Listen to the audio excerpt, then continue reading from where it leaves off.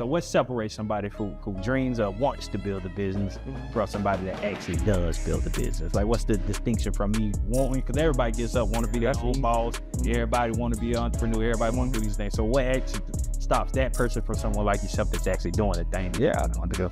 Man, you got talkers and you got doers, man. You got people that say, I want to do it, if I had this, and if this, and if that. The biggest thing, man, I've noticed, like a lot of people want things to be perfect. Like, you want things to be perfect before you actually start your business or start doing better. Like, life ain't perfect. Like, you just got to start. If you got the ambition to, start your business, man, just start. And another thing, I see a lot of people watch YouTube and they see all these successful people in the business that they want to be in, and they start idolizing them, man. But you don't know the type of work that person had to get that level. And so I think it throws a lot of people off by like, dang, I ain't successful like that. I've been working this craft 2-3 years and man, I'm still struggling or whatever. Like, man, just focus on your path. Is this something that you want to do? Put your all in it, have a ton of vision and just go for it. Yeah.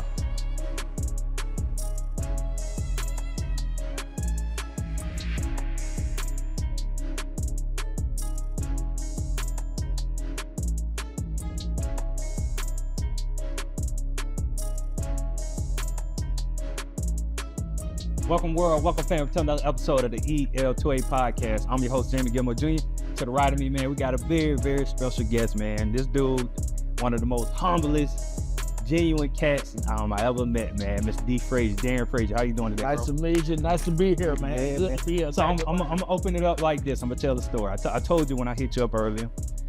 The first, like, we met before, but we just started building a relationship at the time. Right. Your auntie, Miss Val, I think your auntie. That's my cousin. Your cousin stay across the street from my folks. I'm outside with my pops, and you was doing some work over there. My pop needed something done, and he asked you, and you just right away came over and did it. My pops was like, man, what I owe you? And I never forget, you was like, man, just whatever you owe me, just give it a cut different, bro. Right. And I was like the initiation to, and I was like, that's a good brother right there, man. Right.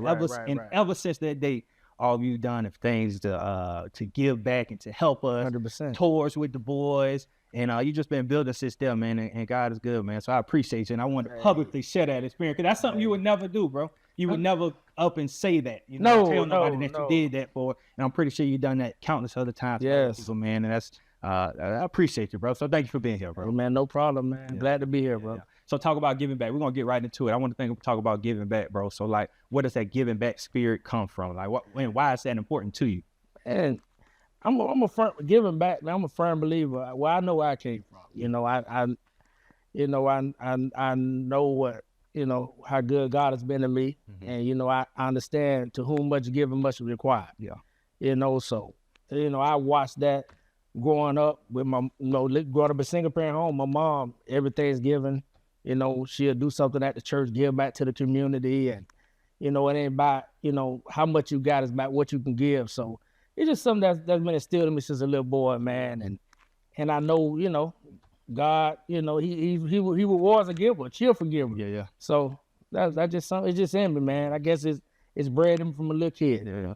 So people look at you now, right? Even when that trip we did with you, I don't know how many years ago that was, like 2 or 3 years? Oh, about 3-4 years. That's probably about 3-4 years ago. But you had a couple trucks, they looked good, but now you even got more. So people can see you now, bro. They can see, okay, you got all these trucks, you got employees, or they see the growth, they see the success. But go back. What if people would have caught on to the story a little while back? What would they have seen then? Oh man. What, before the truck? Before you really started going? Oh man, there was just a hard-working country guy with on a regular job. Yeah. Who barbecued on the weekends and just tried to make it. Tried to make it. I was in the trucking industry since I was 21, but that's all there was. I got it. Just go to work every day, take care of his family, take care of his family, and just try to make it. Yeah. I never what we have going on today, man. I never imagined it. So stay right there, man. So trying to make it. So you hear so many people saying they trying to make it, right? That's like a common thing, especially in the space I deal with. I deal with a lot of families, single moms, and a lot of people that's trying to make it, right? And you just said you was trying to make it. Right. So now what are you doing? So what's the difference from what you were doing then and what you're doing now? Yeah. Well, who I am today, man, is, man, I'm honestly, man, I'm just gonna say I'm a product of God's glory. Like, the position I'm in today, man, I never saw it, and it's like God put me here for a reason, bro. And I never thought this big. You know, I just wanted to get in the trucking industry, buy me a truck, and just make a better life for my family. And who I am today, man, you know, we have 15 employees now. A lot of own operators that run for us, man. It's just it's just God, man. Yeah. I only credit I give myself today is being willing to take the opportunities that was presented to me, man. And working it and executing it, man. That's all. And I like, because I want you to, the reason I asked you this question, bro, because there's so many people that had that mindset again of just trying to make it. And the best learner is experience, right? 100%. So you've done it. You went from a person that thought like that to how you live and operate now. Right. All I'm trying to get is, what was the mindset switch that went from the person that just was trying to make it to the person that's thriving? Man, the mindset switch is you know, just the start. So a lot of people, man, in life, you know, they say that they're trying to make it. But just when you start, like when you start doing something, you make that switch, like, you know what, I'm going to do it. When you start believing in yourself and you start working that thing, you start seeing it work, man. And you just start putting more, just focus and put more of your energy in it. And it had God. I'm trying to keep myself out of it, but it's, you know, God just saw the faithfulness, man. He saw the faithfulness, and it just just grew. Now I'm a strong believer in consistency. I think a lot of people like that, right? So if you see them pictures they have on Instagram with my boy with the hammer, and he like digging for gold, you probably haven't seen it. And then on one, you got two people digging, and one person stopped, but they got the diamond like right there. 100%. I think a lot of people be on there, right? So a lot of folks just stop before, you know what I mean? It's like, hey, and they quit right before they break through, right? And I think that's a lot to go into too. Oh yeah, man. Oh yeah, that's the biggest thing. I mean, growing in business alone, man, you gonna go through so many adversities. Growing, building a business, man, and I always know, you know, your darkest moments, when things get the roughest, things get the hardest, get hard for you, man. You just keep going, because you're about to hit a breakthrough. You know, and I know for many days, you know, I went home to my wife, like, man, I think I'm gonna have to go back to work. You know what I'm saying? Like this ain't going through, the truck keep breaking down, and I just kept pushing. You know, and in my darkest, God showed up and introduced me to the right people, man, and they helped catapult my life to that next level. So it's a life lesson, man. When you dig and you know you putting your all in and you focus, just keep going. And what's the biggest misconception on success? Because a lot of people see the success, and I think that goes into what you just said. But what are one of the biggest misconceptions when it comes to success? I think the biggest misconception, people think, oh, you done made it. You got money now. You got this, you got that. But man, to whom much is given, much is required. You can build this massive thing where you got all this working for you, man, but it just stand there. You stand at that level or keep elevating when you get to certain heights. And I just think that's the biggest misconception. Like, people think you got it going on now. You got all this extra money, you balling out, but it's not that. Success is being able to make your payroll on time, be able to pay your vendors, be able to you know, to do what you say you're gonna do when you can do it. That's success to me. You know, when you really in business, man, and you rolling, and you know, you got this job going, you got that job going, you don't really have time to sit back and like, dang, I'm successful. Now I got this truck, I got this, I got that. You thinking about the next move. You thinking about, hey, we need to bill this person, and so we can get paid on that invoice. So because Friday coming, you got to get paid. And there's nothing greater than to know every Friday when we pay our people, you know, we're able to do it. You know, so that's success to me, man. I think that's a visionary part of it, right? Because even in my seat, bro, you're always looking in the future. So you're always 100%. Looking ahead. So about time a success happens, you already done probably seen it. Yeah. And you don't want been there, and you on to the next thing. So when it happened in real time, you felt like you've been there before already. 100%. Because your brain so far next, so you really ain't in the celebration like everybody else. You always gotta you always gotta look ahead. Yeah. You know, you always gotta be a visionary. Yeah. You know, what's the next move? It's like a game of chess, but life and business, anything, man, you always gotta know the next move before you even make it. Right. You know, so you know, if you're not like that, business not for you, and really, you know, life would be hard for you if you're not a visionary, if you don't know where you're going, if you're not determined to, you know, to move to do great in life. So yeah. You know, and we small town folks, and you said something, I don't know if you experienced this, but I just want to ask you. A lot of times I had people that sat right in the seat that experienced it. When you start being successful, you start seeing the things around you start shifting. People start changing and acting different. Like you said, they may say you looking different, but everybody else. Have you experienced that? How do you deal with those situations?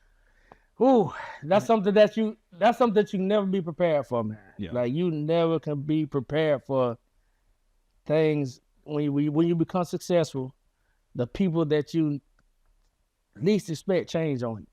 You know, and I've been through so much with that because I always was a people's guy. Like I always was a people's guy. I put my ultimate humility. I put myself to the side to make sure somebody else straight. And when you see people turn against you because for something that you work hard for, man, it's a hurting thing. I went to bed many nights, you know, can't sleep, looking up at the roof, wondering why. Like, dang, why this person like that? Dang, why I'm getting treated like this? And, you know, it just comes with it, man. And you know, now that I'm in business and I've been in business a good while now, it was needed. We need the haters, like people say. Yeah. You know, that makes us grow. It made me grow a lot. It made me look at people in a different way, you know, and you know, that's why I'm here today. I'm still standing because many days I want to give up going through, you know, seeing family members or people that you're close to, well, what people say make you want to stop doing what you're doing, man. But it was always this little tiny voice in my head, like, man, keep going. I got you. I got you. So I'm past, you know, you get past that. Yeah. Have you ever experienced survival remorse? And oh my God, think about this. So even for me, as a college player, and you know, you go play college ball, especially back in the day, I played college ball. You know, you leave, and I went to Philly, so I was way in Philly. But but I would come back home, and everything would be the same. You know, you leave or you expect things, they doing the same thing, and then it was like, but it felt like you was growing, and you were separated from everybody, right? 100%. So even my homeboys, it was like, bro, we ain't really got nothing in common, so I don't even really want to be around you, but you're my homeboy. Like, so you feel like, man, I really can't, like, because you feel like you're being disloyal and you're hanging around these folks. 100%. So but it's so hard for you to break away from that. Do you experience that? Oh my God, man. Oh, yes, I experienced that a lot, man. It's, you know, it's something, you know, I have times in my life where I felt guilty about success, you know, felt guilty, like, man, you know, like, dang, that person talking about me, or that person saying, you know, you all think you all that, like, man, no. And then you find yourself trying to prove to people that you're the same. When you really work hard not to be the same. You know, and I've gone through it, and I had a cousin tell me, like, man, bro, you're not the same. So stop proving that to people. Like, stop trying to show people that you're the same, because certain places that you go, you know, they won't accept you like they used to, man, just because you work hard. So I had to get that in my mind, like, man, you know, I'm different. I don't think I'm better than nobody, but I am different. Like, I think different. You know, I can't talk about business to certain people. I can't, you know, so you know, I start being cautious about that, man, and I judge people for who they are, and we just keep it moving, man. Yeah, now that's crazy. So even the podcast name, so EL2A, Exposure Least Access. You see how we got my boy breaking the chain. I love that. You know what I mean? So that come off the concept of exactly what you're saying. So if you could think exposure, once you get exposed to something, that increases your knowledge of it, right? So now, once I adapt to new information, like the way we do things change. For example, when I went to Philly, you start being around people from everywhere. They talk different. They do their, so you start learning. They dress different. So you start 100%. Learning different swag. You come back home, you may be different. People looking at you crazy, but it's like, bro, like, I know more now. So you know what I mean? Now actually you are doing what you do because that's all you know. Right. Now that I have more knowledge, I'm gonna move a little different. I'm gonna talk a little different. 100%. I'm gonna, you know what I mean? But we look at that, it's like, oh, you weird, or you because you changed. But like, nah, I just got more information, bro. You know 100%. That's what I'm pulling from. So, but yeah, one thing I want to jump into. Okay. The business part. So when I talked to you, you told me, you say when you first started, the business plan was barbecue and dump truck. That was it, man. And that was like, that's all you were thinking about. The whole plan. So, but how do we get to where we today? That's how big my mindset was, coming from a job, a good job, and COVID hit, and I got laid off, and I said, you know what? Talked to my wife about it. I said, man, I'm gonna go buy me a dump truck. It's something I always wanted to do. I could have went back in the job force. I was like, man, I'm gonna buy me a dump truck and I'm a barbecue. At the time, we was doing pretty good, barbecue roadside and everything like that. So I was like, man, I'm gonna buy me a truck. I'm gonna drive through the week and barbecue on the weekend. That was my whole plan. I never thought past it, and it went on to the point, when I bought the dump truck and started doing it, I said, dang, I'm hauling all this material to different people. Now, most people I'm hauling to, they don't have nowhere to spread it. So I went and bought me a tractor. That's when I met your dad. I just bought me a little tractor. And man, it just started growing from that. Then we started getting more and more work, and I started hiring guys with their own trucks. I only had one truck at the time. And so I had a few guys working with me, man, and we doing these different little construction jobs. And man, it just caught on. I was doing everything I said I was going to do. I was fair priced, and man, we got in the ears of the right people. Yeah. And, here we are today. Yeah. What point did you realize, like, bro, this getting bigger than I can never imagine? Like, what point was that? He's like, all right, that was easy. Yeah. When the work got more than my pockets could handle. Oh, yeah. Because that's a good problem. Yeah, it's a good problem because, a lot of people, with construction, a lot of this stuff is like 30-day nets. It's not like semis where you got brokers, you can go and haul a load and call a factoring company and they pay you when you get your load drop.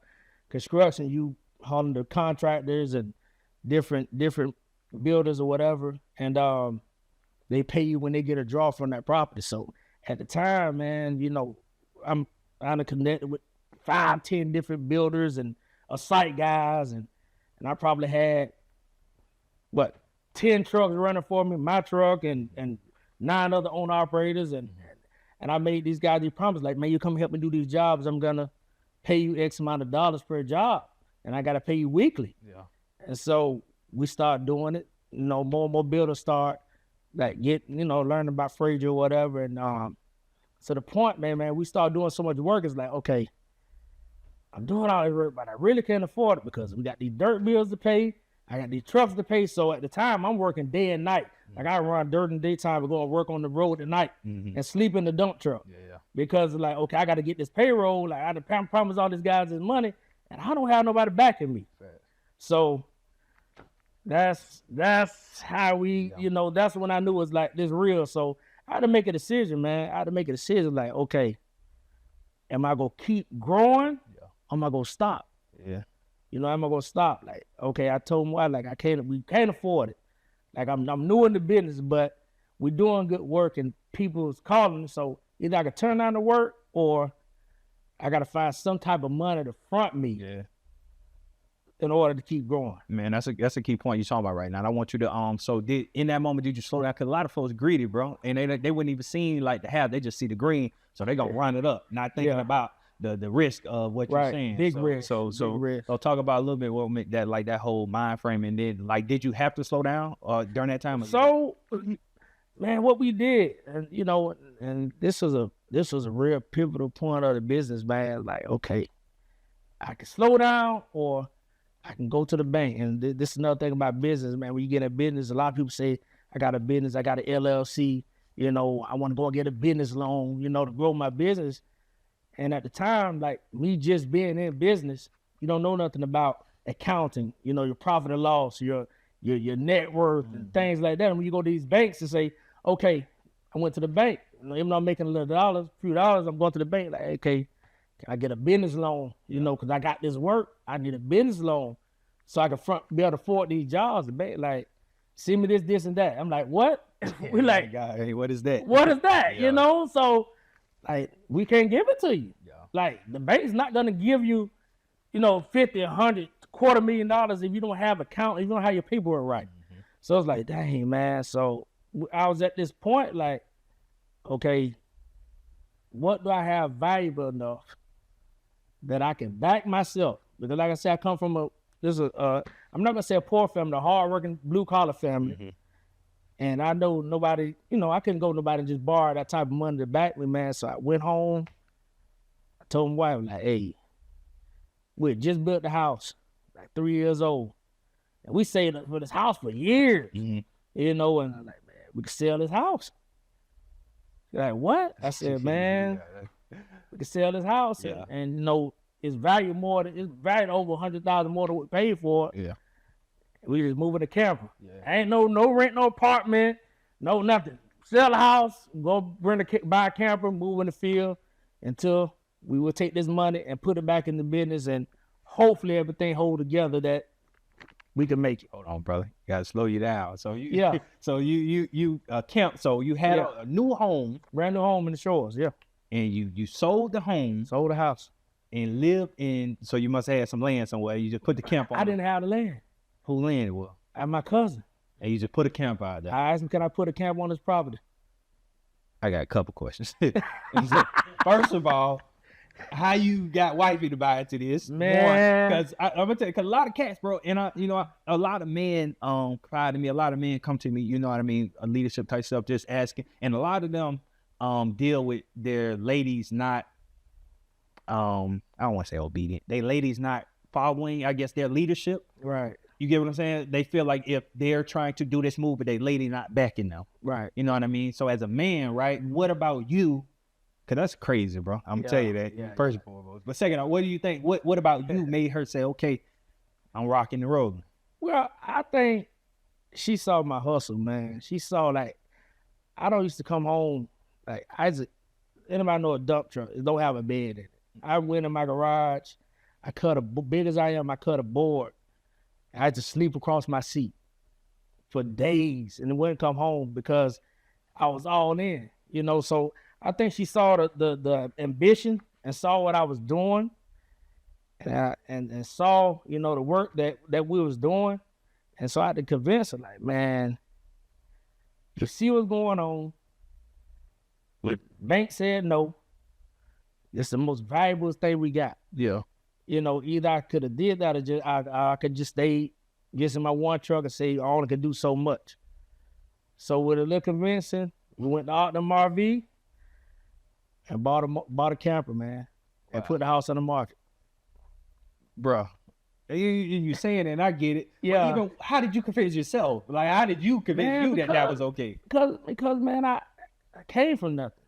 You know what I'm saying? So, it's like, okay, I saw it before it was happening.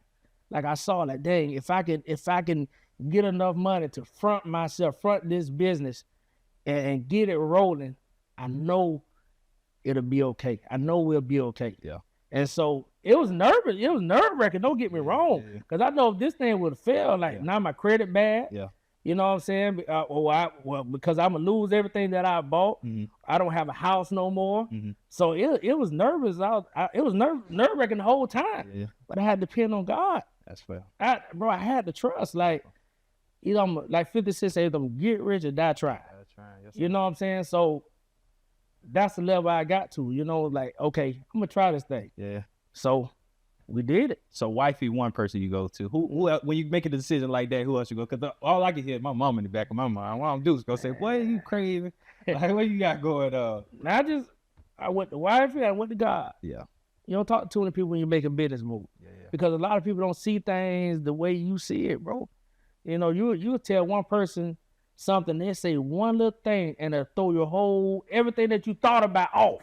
Yes, sir. You know what I'm saying? So you don't really. That's one thing that I do. I don't know how everybody else do it. When I'm gonna make a move, I'm gonna pray about it, and I'm gonna go for it, because I don't need to get discouraged. If it's meant to be, it's gonna be meant to be. So that's real. How long was you in the camp? 4 years. 4 whole years. 4 years. And during them 4 years, I'm pretty sure a lot of lessons were learned. What would you think the takeaways out of them 4 years in that camp, or what you took away from that? Well, I'm gonna say this one thing. In that camper, I grew up in Reddick, a little town called Buzzaroo, and some people know it. We moved from almost a 3,000 square foot house to a little 70-foot camper, and we put all our stuff because we couldn't fit in the camper. And an old trailer that my auntie had that she didn't live in anymore. And so we just had our clothes in that camper and like all our stuff that came out of our TVs, beds in this mobile home. And one night we got a call. Like, man, that trailer on fire. Like 2 o'clock in the morning. Hey. It's like, huh? So in the midst of living in that camper, trying to do better, everything we had was destroyed. That's crazy. So we moved out the house, moved in the camper, and lost everything. Wow. But some just say, man, just keep moving forward. I got you. Yeah. So even though sometimes we'll think about what we lost, we just kept moving forward, man, and just kept trusting in God. So Eugene, we're saying in that moment when that burned down, you didn't take that as a sign like God saying it's over. Like I took that sign like, boy, it's only better. Like you must want better, man. We're going through man. Think about when you go through a lot of people like, well, the devil really beat me. Like the devil. We get so much credit to the devil, man. Like, okay, boy, something must be great for to happen because I'm going through too much hell trying to do better, trying to do right. Yeah. You know, so I never thought about that, man. I just thought like I'm gonna go to work, I'm gonna work hard, I'm gonna get everything we lost. Yeah. So when that camper burned down, not the camper, the mobile home where everything. Yes, sir. Where the stuff was. So when that happens, the mindset you in after that is beast mode. Yeah. Like let's go. Like we get it back plus more. Yeah. So that's what happened. That's fine. You mentioned on Buzzaroo. I always like to talk about origin stories, right? Yeah. Talk about where it started at. So I want you to go back to the little boy growing up in Buzzaroo. How was your upbringing and just take us back a little journey to how young how was young D. Frazier? Man, I had one. I'm gonna tell this that I had one of my this how young D. Frazier. I had one of my teachers, a couple of my teachers inbox me, like, boy, I'm so proud of you. Yeah. And I can sum it up in a nutshell. How you did that? You know, I was the class clown, man. You know, growing up in Buzzaroo, man, it was just growing up in a single parent home. You know, my grandfather was a farmer. My stepdad was a farmer. My uncle was farmers, man. So we either had two choices in Buzzaroo. It's either you go sell drugs on the street, down in the corner, or you go and work in a peanut field or a hay field or okra field, whatever. So, and I chose the field work because I was too scared to go into jail. Yes, sir. You know, so that's growing up in Buzzaroo. We just worked hard. Yeah. We worked hard, man. Played little sports and just worked. So I think the lessons that you from your upbringing show up in how you handle business today. Yeah, man. It's the work, man. Just the work ethic, man. Like I watched my mom work 2 jobs and come home and barely make ends meet, but she never complained. You know, and growing up as a little boy, seeing that, man, it was like, one day I want to make my mama proud. Yeah. And I'm just catching emotion with that. One day I want to make my mama proud, man. And back then, like that's why I love how you guys do exposure trips, taking the kids to see different things, different careers. Back then it was either play football or go to college. Mm-hmm. That was that's all I ever knew. Mm-hmm. So as a little boy, like, man, one day I got to figure out how to make my mama proud. Like I don't want her to struggle no more. Yeah. So I saw the work, so I just knew hard work. Mm-hmm. I saw hard work all around me. So that's what I stuck to, and I think, thank God that's what got me here today. Yeah. Thinking about it now, so being an entrepreneur, right? Mm-hmm. Thinking about the childhood, like when did that, I guess, even become an thing that was like an option, like entrepreneurship? Like when did you, because coming from talking about peanut fields and all these different things, and now you the one calling the shots. When did your mind like start saying, I guess I could be, I can run a business too? Man, I never saw it, bro. Yeah.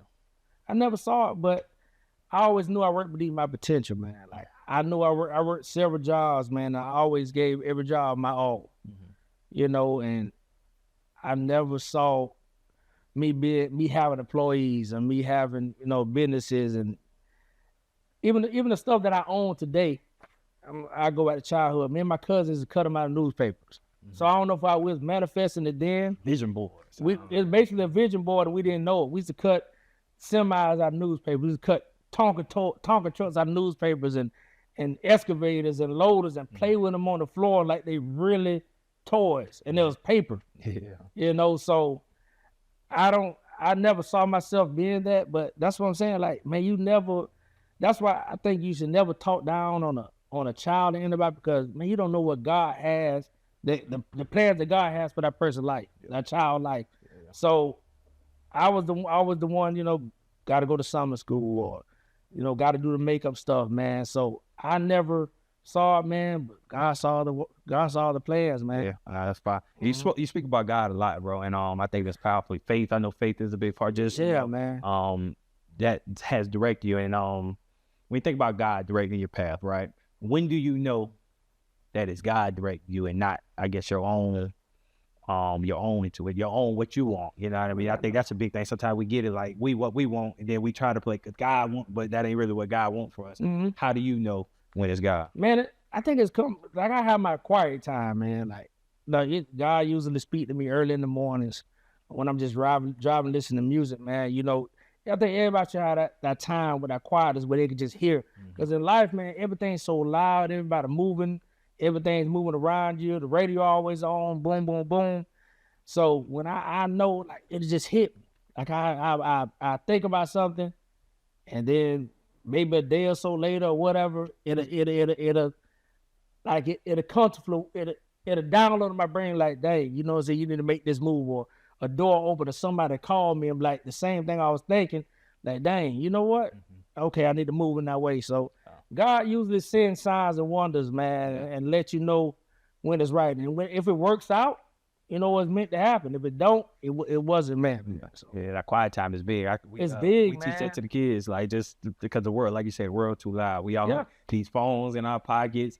People always, so there's always so much going on, but find that time to really be with yourself. Yeah, I tell the boy, even with ourselves, especially as men, you know what I mean. We have eyes, like as humans, our eyes looking out, so we always looking at the world. You know, when you take time to flip your eyes around and look at yourself, you know, 100%, that man in the mirror.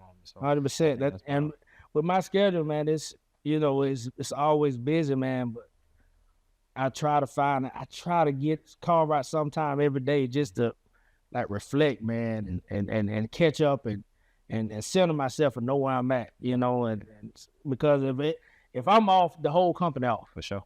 So, you know. Has God ever sent you down a path you like, you sure you want me to do that? God, yes. You sure you want me to do that? How you go about that? Yes, man.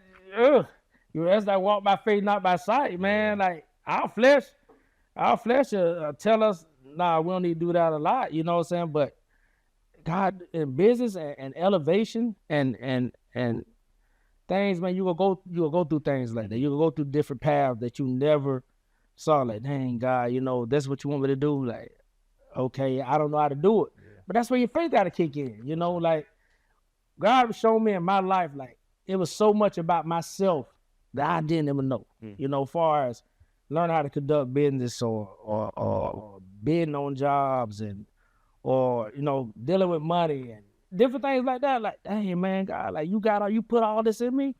So you just gotta trust the process of whatever you go through, man. Yeah. I'm curious, right? Because a lot of people I talk to employees all the time. Most of the biggest thing is people, right? Finding good people to come work for you. Yeah. And how do you go about that, right? Finding the right people and keeping the right people and creating a culture for D. Frazier. Man, me personally, you know, God, thank you, God. He'll bless me with a lot of good guys, man. Like, we don't have a high turnover, but I believe it's just me just treating people right, man. Treating people like, you know, they got family, you know, and paying them according to it, you know, and doing what you say you're going to do. And I get out there, and another thing, I get out there and work just like my guys. I haven't got to the point where I feel like I'm so high that I can't drive one of my trucks or grab a chainsaw or get on one of the machines, you know. So I think that's the biggest thing why we don't go through a lot of turnover, because I'm just like one of my guys, man. Like I don't look at them as employees or one of my workers, you know. That's a teammate. Like I'm nothing without my people. I'm nothing without the guys that's around me. Yeah. So I think that's the biggest thing. And but when you do things like that, people, it's gonna get out. People gonna talk about you, you know. So you don't have to do that. You attract the right people, the right crowd, the right guy to work for you, man. Because people automatically, you know, it's already gonna be out there. Yeah, their name. So, your name already gonna be out there. So and you are, and that's what I spoke about earlier. Even speaking of your name, going into the situation you did for us when you guys came over and cleared the land for us, right? You orchestrated that. Well, we had about 8, 9 companies that came under one umbrella to clear the land for us. That's something you orchestrated, right? And that's off your name. And I told you so. After that situation, individually, I met all them guys through you. Individually, I started connecting with all of them, you know, and the way they talked about you. Oh, he called, I'm coming. You know what I mean? And bro, that stuff, that's invaluable, bro. Man. Invaluable when your name rang, you know what I mean? That's crazy, man. All those guys, man, like, it's been a blessing to me. I'm sure I've been a blessing to them, man. It's like, it's a family, man. And it's ultimate loyalty, you know, and I've seen, like, shoot, probably every company out there that came to that groundbreaking, man, we all started from ground zero together. You know, they'll buy a skid steer, a tractor, and say, I'm gonna get into the site work, and I'm gonna haul the dirt to them, and man, we just worked it together and executed jobs together, man. And some of those guys are bigger than, like, man, well, you got 20 guys now, you got this, you got that. So I think it's just a relationship, the bond, man, the brotherhood. Yeah, brotherhood. And man, I was honored that day, man, to see all those guys out there, man, and man. You know, so I'm grateful. I'm blessed to be in that. I'm blessed to have those guys, you know, I can call and they just come, man. One thing that stuck out to me, too, in the conversation you said earlier, you said in business, you can't be one-dimensional. Oh, no. You say you can't be one-dimensional. So break down what you meant by that. Man, well, I mean, like I said, take things back to the scriptures. You know, we with the garden of Eden, man, you know, supplied by 4 rivers. Anybody know the word? You can't, when you have people that depending on you to, you know, provide a job, or you to make these promises, like, you know, you come work from them, I'm gonna make sure you good, whatever. As a business owner that has employees, that has guys, you got to make sure, you know, we good no matter what season it is. And so, everybody know I'm big into the dump trucking. Like, we one of the biggest brokerages in Ocala. The Ocala area, but I knew, like, okay, if that dry up, I need to have another avenue. So that's when we got into the clearing and got into the sodding and we dabbled a little bit in the real estate and different things like that, because I know you got to keep evolving, man. You can't just depend on one source, because nothing's guaranteed. So any business owner, you gotta. Like I always knew, if you own one truck, you got to have 2, because that one might break down, and you still got bills to pay. So you always got to keep moving forward and pushing the mark higher. So. What's one of the biggest mistakes you made in business since you've been rocking the road? Man, trust. Man, we go a lot. We go many different ways with that. A few bigger mistakes, but it also was lessons. You know, you make mistakes, but they lessons, man. You know, trusting people. Trusting people that you don't have relationships with. I have had so many people that we did a lot of work for, man, that you know, at the end of the job or the deal, whatever, they don't come through on the end of the bargain. You know, but at the end of the day, the guys that work for me with their own trucks or whatever, I made a commitment to them, like, you do this what you gonna make, whatever. So, you know, I gotta fulfill that. To get that done. But, you know, trusting people, man, like, you really gotta know who you're dealing with in business, man, because you can get screwed real fast. So I've made that mistake a few times, but, you know, hopefully we got all that, you know, weaned out. So what separates somebody? This is where you give a little game, bro. So what separates somebody who dreams or wants to build a business from somebody that actually does build a business? Like, what's the distinction from me wanting? Because everybody gets up, want to be their own boss. Everybody want to be an entrepreneur. Everybody want to do these things. So what actually stops that person from someone like yourself that's actually doing the thing? I want to go. Man, you got talkers and you got doers, man. You got people that say, I want to do it, or if I had this, or if this, and if that. The biggest thing, man, I've noticed, like, a lot of people want things to be perfect, man. Like, you want things to be perfect before you actually start your business or start doing better. Like, life ain't perfect. Like, you just got to start. If you got the ambition to, you know, start your business, man, just start. And another thing, I see a lot of people watch YouTube and they see all these successful people in the business that they want to be in, and they start idolizing them, man. But you don't know the type of work that person had to get that level. Yeah. And so I think it throws a lot of people off by like, dang, I ain't successful like that. I've been working this craft 2-3 years and man, I'm still struggling or whatever. Like, man, just focus on your path. Is this something that you want to do? Put your all in it, have a ton of vision and just go for it. Yeah. Just go for it, man. Don't talk about it to the wrong people. Don't talk about it to too many people. Yeah. Just put your all in it. Man, it got to be realistic. You make me think about something. So I was on, even when it comes to, content, we do a lot of content. We do a podcast. We're on episode like 140. So we've been doing this for like 2 years. Yeah. Even in doing this for 2 years, the way I look at this, and I had to get to this. Now, this some game I got for somebody else though. But on YouTube, if we get 50 views, I'm cool. 100 is like, but our podcasts go up and down. Somebody told me some of the craziest thing I've heard. Well, it was like, he said, social media has created this false reality of what we supposed to do or see. Because you see things get all these views, so you think everything's supposed to get all these views. Right. And he was like, bro, if the same podcast we doing, if 50 people was in this room right now, we packed out the show. Right. But online, we think just like it's supposed to be this whole false thing, like a whole bunch of people supposed to be watching. And I had to humble myself and really think about that. Like, how many people have showed up in this room, how happy would I be? Like, what number was that? And then that's how I start creating my metrics. Okay, right. If 50, 100, you know what I mean? And then but it makes it real. So you're not creating this false reality of, I'm supposed to have 500 views. And then when you're not getting them, right. Now you gave up. You know what I mean? So I think it's that, like, just being real, having a real reality of what things supposed to be. You know right, man. As long as you're doing it, man, like, it'll work out, man. Like, we can't judge our success off somebody else, man. We can't judge our success off another man. Like, everybody got their own individual paths. And I think that's what throw a lot of people off on business, man. You're too busy wanting to do something, but you're looking at the next man. Yeah. Like man, just focus on you. As long as you know you're doing the right thing, you're doing people right, you know what I'm saying, it's gonna work. It's gonna work. You gotta know your personal level of success. Yeah. Whether you got 50 now, next week I might have 200, the next year, man, that's your individual goals, man.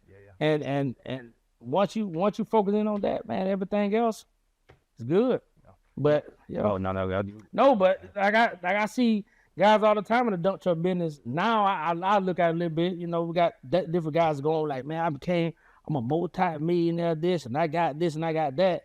And I sit back and I hear what they doing. Me being in the business is like, it ain't like that. Yeah. It ain't like that. So people got to be careful what they listen to when they're in business, man, because it'll throw you off. Yeah. I was thinking about it too. A young entrepreneur that's about to start, like if I was a young entrepreneur and I'm starting my business day, like somebody watching, it's going to be a whole bunch of people going to watch this, right? They know who you are. And say they got a business thing that they want to do and they just don't know where to start. If you had to give advice from a young entrepreneur to start and they were starting the day, what would you tell them? Man, just pick a thing that because God put our gifts in us, bro. Yeah. Like, our gifts are already in us. So just pick one thing and just focus on it. Don't talk to the right people. Talk to somebody that's business minded. You can't talk to people that's not business minded, and just go for it. Like, put your all in it. Do your research. And then just focus on it. Yeah. Like, don't ever let nobody say you're too young. Mm-hmm. It's young entrepreneurs all over the world. Yeah. So I know a few of them in business now, 18, 19 years old, have site companies, that started, barring equipment. Mm-hmm. They have multi-million-dollar companies now that start at 18. Yeah. Because they believe in themselves. So just focus on it, talk to the right people, and just go. Yeah. That's fine. And believe in yourself, man. You gotta believe in yourself. If nobody else do, you gotta believe in yourself. That's real.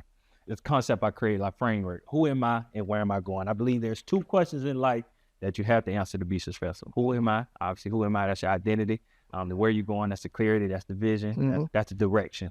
You've told us throughout this podcast who you are, so people know who EL2A mm-hmm. is. Mm-hmm. But I want you to tell the people where you're going. Like, what's the vision? What's next? Man, my vision, what's next? Oh my goodness. And the thing about it, it might be too small for my vision because I'm already at a level where I never envisioned. But man, my biggest thing is just to keep growing, keep putting the right people in position, man, and just keep making D. Frazier a household name, man, and just show people that you can start from nothing and become a high-powered company and be successful by doing the right thing. Yeah. You don't have to do wrong. You don't have to sell drugs. You don't have to take from people. Yeah. So I just want to keep growing this business with integrity. Yeah, I'm big on legacy, bro. Some people don't tap into legacy till they old. I'm 32, and I think about legacy like I think about like what my son, what I'm leaving him, or what is when he grow up, what people gonna say about his dad. You know what I mean? And all those the people that's coming behind the family members, and even the boys we deal with today. I even say something crazy. I share this on the podcast all the time. When people say like, when you dead, what I always say, I hope I impact enough people that they build a statue of me. Yeah, I know. Yeah, you know what I mean. And you hear something like that, some bit, but like that's cocky or something like that. But I know what that does, right? When a young black boy grew up here in Ocala, he see a statue, he go, oh, if he can do it, I can do it, right? And that's what I be on, right? And when I think about legacy, I think that's what it's about, bro. It's about how can we impact others, right? Through our life, how can someone else, learn from what we done or just be inspired by what we done? I think that's what Nipsey Hussle say, the highest human act is to inspire, right? 100%. To inspire somebody. So say all of that to say, when your life, right? When somebody look back at your life, what is like one lesson that you hope that people take from you in your life? Man, that he did it the right way. That he did it the right way, and he treated people right along the journey. He didn't gyp nobody. We had this false misconception of, people crooks, people do bad business. Like, I just want people to look back and like, man, that was a good dude. Yeah. Like, the right people to say, you will have people to say, he was this, he was that, but man, just that was a straight up guy. Yeah. That he did business right, his people, he treated his guys that ran for him right, and that was a good company. Yeah. So that's all I need, man. That's what's up, bro. That's what's up, man. So as we wrapping up, man, I always in our podcast, I always point to our logo, exposure leads to access. And I told you, what that meant. But for your life, like when you think about exposure, what moment in your life when you was like exposed to something and you felt like it changed the direction of your path? Like what moment was it that the information? Like for me, when I went to Philly, I understood that the world was bigger than where I come from. It was the biggest like culture shock in my life. I'm from Ocala, born and raised here, all my family here. But I chose to leave, and when I left, it changed my life forever because I understood the world was bigger than where I come from. Right. What was that experience for you? Man,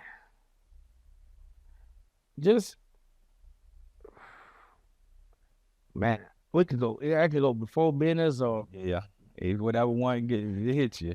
Man, that. I think one of my biggest things I can really speak of, honestly, man, is when the day I told my mom, hey, I don't want you working on the job no more. That's like, dang, you know what I'm saying? Like God has opened enough doors. Like, man, I'll take care of you. Mm-hmm. So that's one of my biggest, besides, seeing my wife get the things after the sacrifice or whatever. Yeah. Like telling my mom, man, like, hey, I want you to relax. Yeah. I want you to relax, and I got you. That's dope, bro. So that's when it got real, and that's what keeps me going today. It's one of the things that keep me going today. So. Nah, that's fine, bro. Yeah. Think about the young boy from Buzzer Room. Mm-hmm. And I didn't have to play football to do it. That's fine. I didn't have to sell drugs. I didn't have to, become a doctor, which is all those things. Didn't have to become the lawyer. Mm-hmm. Just by hard work and doing the right thing, man. So that's so real, bro. Even the work we doing is everything you just said, bro. Mm-hmm. Because it looks so different way. I said on here our last podcast we just put out. We live in a world where they used to tell us that milk strengthens our bones, now milk kill you. Milk ain't good for you. Then they told you go to college. Now college don't mean nothing. Right. You know what I mean? And I always talk about that, bro. Like having a vision for your life, man. Right. Even to think about, like you think about right now, you never saw this, but think about if you can go back to the little boy from Buzzer Root and then think about the man that's sitting before us today, right, bro. Like, but what allowed you to be that? Just being a man of character. 100%. We try to build smart kids. I don't care about how smart you is. Are you a young man of character, bro? 100%. What is your integrity like? You know what I mean? I don't care about do you know the Pythagorean theorem? That ain't gonna do nothing for us, little dog. You know what I mean? So it's being a man of character. And I think we have to be intentional about that, bro. Building, those morals and that integrity in people. And that's all I see in you, bro. Yeah. So you need it, my boy. People need to appreciate you, bro. Need to hear this episode. Yeah. I think it's powerful again. Coming from a small town. Yeah. Still against the odds or whatever, making it to it. And in the pathway that you know what I mean, you had to go figure it out. You didn't have a road map. You didn't have nobody to give you a direction map. Man. Follow the pathway. You had to go trailblaze, bro. 100%, man. 100%, man. I enjoy it. And I enjoy it. I learned from every obstacle. I enjoy the ride, and man, I'm greater yet to come, man. Yeah. And I'm ready for it. I'm equipped. Yeah. So let's do it, man. I'll be the blower. Appreciate you being here, man. So stop what you're doing right now. Make sure y'all like, subscribe, and comment, man. Another powerful episode. 3 takeaways. All right, I need you in the comments. Give us 3 takeaways you took from the episode. Powerful, man. Stop July 24th. Make sure y'all in the house for our summer gala. I know you gonna be there. We'll be there. Make sure y'all go show some love to the gala, man. But always end our episodes with our guests, bro. However God leads you. Do you got anything else you want to add before we close out? Before I get to what I'm about to say, man. First off, I'm just gonna pass it over to you. And I always told you, man, like, I love what you guys doing. No matter, whatever people say or whatever. People always gonna talk when you're doing great. Good works, man. Just keep doing what you're doing. For sure. A lot of kids need y'all, man. A lot of youth need y'all, man. This world is so, like I heard somebody say, like the parents ain't just raising their kids alone no more. You got social media, you got all this stuff now that's helping parents raise kids, and it's not for the good, man. Yeah. So with these exposure trips and with these things what y'all doing with these boys, man, it's great. I wish it was like that when I was coming up. But I thank God for His grace and mercy, having His hand over my life, man. But what y'all doing, man, y'all have my 100% support. Whatever y'all decide to do, wherever y'all go at, man, and just believe in yourself, man. If you got some ambition, if you wanna do something, start a business, or just be greater, go back to school, better yourself. Like, just go, just start. A lot of people have a problem with just start. We'll make excuses. Nothing's gonna be perfect. Just start. Just do it. So that's it. We can wrap it like that. Just do it, man. Just do it. Appreciate you, bro.